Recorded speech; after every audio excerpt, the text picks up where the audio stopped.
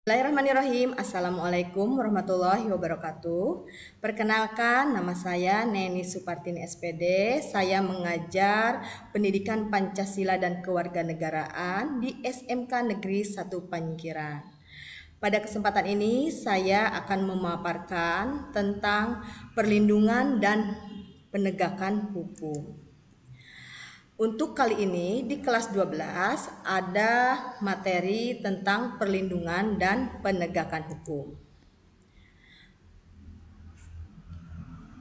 Perlindungan dan penegakan hukum. Yang pertama, hakikat perlindungan dan penegakan hukum. Yang kedua, peran lembaga penegak hukum dalam menjamin keadilan dan kedamaian.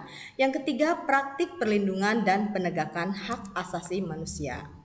Adapun tujuan pembelajaran ini, yang pertama, setelah melakukan diskusi tentang perlindungan hukum, peserta didik mampu mengetahui hakikat perlindungan dan penegakan hukum dengan baik. Dua, melalui kegiatan mencari contoh kasus perlindungan dan penegakan hukum, peserta didik mampu menunjukkan perilaku jujur dalam praktik perlindungan dan penegakan hukum di tengah masyarakat dengan tepat. Ketiga, setelah mengevaluasi praktik perlindungan dan penegakan hukum, peserta didik mampu menunjukkan bentuk praktik perlindungan dan penegakan hukum untuk menjamin keadilan dan kedamaian dengan baik. Yang keempat, melalui kegiatan membuat makalah kelompok, peserta didik mampu mendemonstrasikan hasil evaluasi praktik perlindungan dan penegakan hukum untuk menjamin keadilan dan kedamaian melalui prestasi dengan baik dan benar. Hakikat perlindungan dan penegakan hukum. Konsep perlindungan dan penegakan hukum, yang pertama perlindungan hukum, yang kedua penegakan hukum. Pentingnya perlindungan dan penegakan hukum, yang pertama tegaknya supremasi hukum, tegaknya keadilan, kemudian mewujudkan kedamaian dalam masyarakat. Akibatnya tidak ada perlindungan dan penegakan hukum di Indonesia akan menimbulkan kondisi masyarakat menjadi kacau, tata nilai dan sosial masyarakat tidak terarah. Kemudian ada peran lembaga penegakan hukum dalam menjamin keadilan dan kedamaian.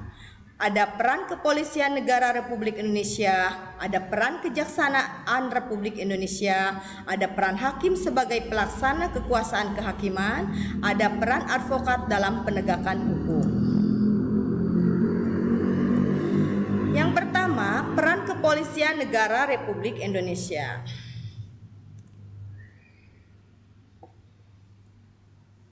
Tugas dan wewenang pokok Kepolisian Negara Republik Indonesia yang pertama, memelihara keamanan dan ketertiban masyarakat.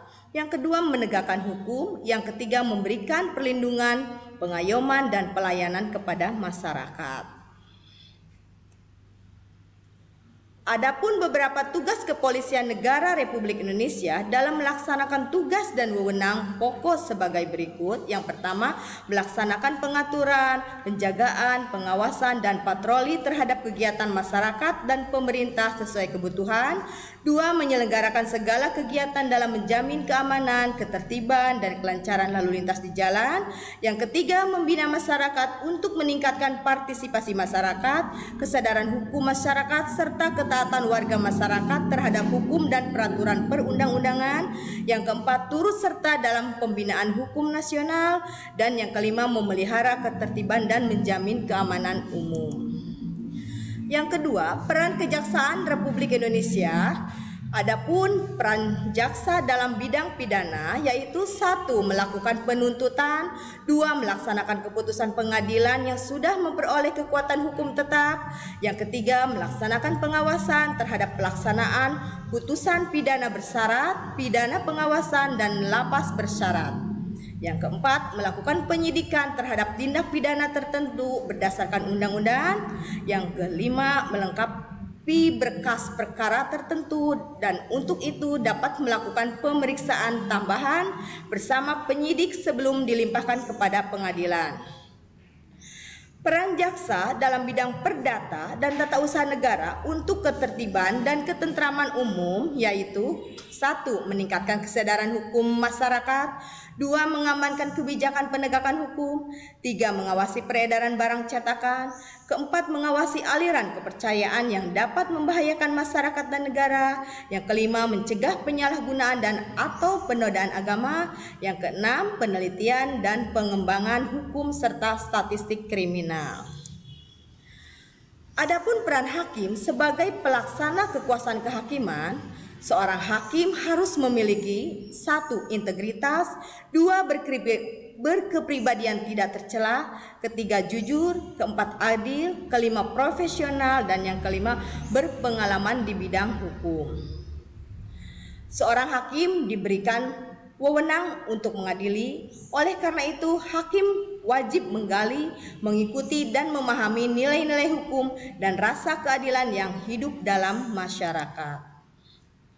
Adapun peran advokat dalam penegakan hukum, advokat memiliki hak dalam melaksanakan tugasnya, yaitu bebas mengeluarkan pendapat sesuai aturan, bebas menjalankan profesi sesuai aturan, tidak dapat dituntut baik perdata maupun pidana dalam menjalankan tugas profesinya dengan baik, berhak memperoleh informasi, data, dan dokumen dari instansi untuk pembelaan kliennya, berhak atas kerahasiaan hubungan dengan klien termasuk perlindungan atas berkas dan dokumennya, dan tidak dapat diidentikan dengan kliennya dalam membela perkara kliennya untuk pihak yang berwenang dan atau masyarakat. Adapun kewajiban advokat dalam melaksanakan tugas profesinya, yaitu 1. Dilarang mendiskriminasi klien, 2. Wajib merahasiakan segala sesuatu yang diketahui dari kliennya kecuali undang-undang yang menentukan lain, 3. Dilarang memegang jabatan yang bertentangan dengan kepentingan, tugas dan martabat profesinya, dan yang keempat, advokat yang menjadi pejabat negara tidak melaksanakan tugas profesinya selama memangku jabatan tertentu. Kemudian adanya praktek perlindungan dan penegakan hukum, bentuk pelanggaran hukum dan sanksinya, kemudian adanya partisipasi kesadaran hukum masyarakat. Bentuk pelanggaran hukum dan sanksinya, 1. Bentuk pelanggaran hukum dan sanksinya di lingkungan keluarga, melanggar perintah orang tua, menonton acara televisi sampai larut malam. Kemudian di lingkungan sekolah, terlambat datang ke sekolah dan tidak mengerjakan pekerjaan rumah. Kemudian di lingkungan masyarakat, mangkir dari ronda malam, kemudian mengganggu tetangga. Adapun di lingkungan bangsa dan negara, melanggar rambu-rambu lalu lintas dan melakukan korupsi. Kemudian ada macam-macam sanksi atas pelanggaran hukum. Sanksi norma agama yaitu dosa. Kalau sanksi norma kesusilaan, malu, merasa bersalah. Kemudian sanksi norma kesopanan, dikucilkan dan dicemoohkan. Kemudian sanksi norma hukum, didenda dan dipenjara. Adapun partisipasi dalam perlindungan dan penegakan hukum, kepatuhan hukum di lingkungan keluarga, 1. Mentaati perintah orang tua, 2. Saling membantu antar anggota keluarga, 3. Melindungi anggota keluarga. Kemudian kepatuhan hukum di lingkungan sekolah, 1. Membantu teman, 2. Melindungi teman dari perundungan, 3. Mentaati peraturan sekolah. Kepatuhan terhadap hukum di lingkungan masyarakat, 1. Menyerahkan pelanggar hukum kepada polisi, 2. Mengikuti kegiatan siskamling, 3. Menjaga hak-hak tetangga. Adapun kepatuhan terhadap hukum di lingkungan bangsa dan negara, 1. Mentaati rambu-rambu lalu lintas, 2. Mengikuti kegiatan pemilihan umum, dan 3. Menjaga fasilitas umum. Jangan pernah berpikir bahwa hanya karena kamu masih muda, kamu tidak bisa melakukan sesuatu lalu berhenti untuk melangkah lebih maju. Menurut Malala Yousafzai. Mungkin hanya itu yang bisa saya sampaikan. Kurang lebihnya saya mohon maaf. Wabillahi taufiq wal hidayah. Wassalamualaikum warahmatullahi wabarakatuh.